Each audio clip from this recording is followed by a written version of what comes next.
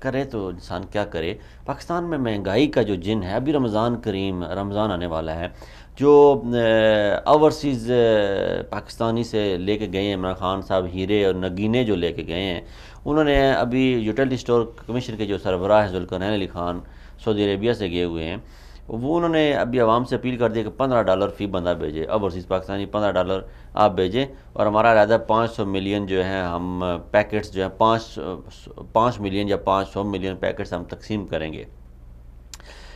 Overseas Pakistani دیتے جائیں،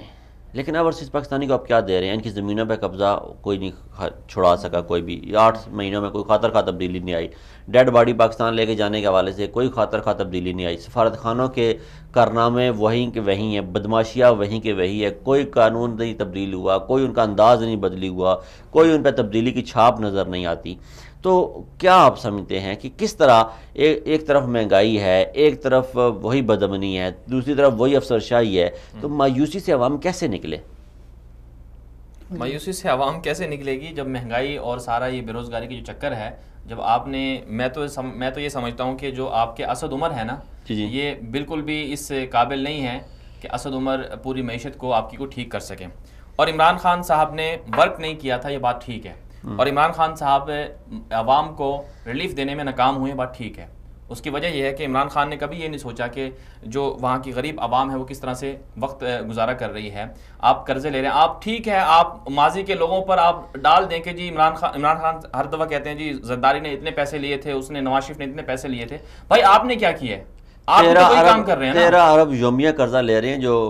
آپ بھی تو وہی کام کر رہے ہیں۔ اور ابھی جو ایک اور جو خوفناک سازش ہے وہ یہ ہے کہ آئی ایم ایف سے جو مذاکرات ہو رہے ہیں، یہ پچھلے جو 8 مہینے ہیں،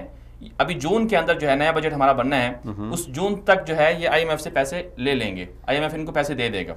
لیکن پورے 8 9 10 مہینے جو انہوں نے گزارنے ہیں، اس کے اندر آئی ایم ایف کی وہ شرائط مانی گئی ہیں جو پہلے بھی لوگ مانتے رہے ہیں، پہلی حکومتیں بھی مانتی رہی ہیں، اور یہ بھی انہوں نے بھی مانی ہے۔ مثلا بجلی مہنگی کر دو، آپ کی انڈسٹری جو ہے ساری تباہ ہو جائے، ٹیکسٹائل آپ کی بند ہو جائے، آپ کے اندر آپ کے ملک کے اندر مصنوعات نہ بنے جن کو آپ باہر بھیج سکیں، ایکسپورٹ کر سکیں، یہ ساری کی ساری چیزیں شرائط مان لی، بجلی مہنگی کر دی، پیٹرول مہنگا کر دیا، سب کچھ ہو گیا۔ اس معاملے میں تھوڑا سا آپ سے اختلاف کروں گا، کیونکہ پاکستان میں